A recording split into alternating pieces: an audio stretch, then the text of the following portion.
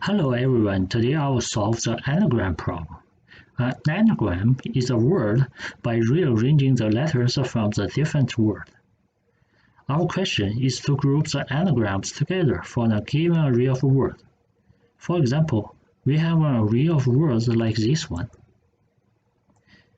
We can find two anagram groups. One is eat, tea, ate.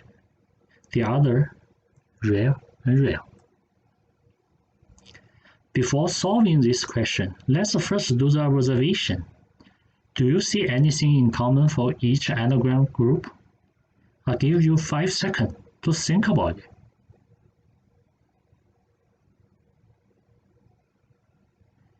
Yes, the word in the same anagram group have the common letters.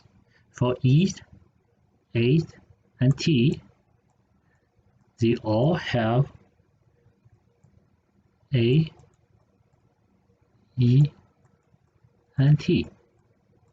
For this group, have A, E, R, and another. So we can use a Python dictionary data structure to solve this question with a common letter as a dictionary key.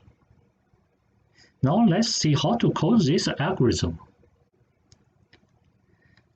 You can see we use list as a default factory for Python default dictionary.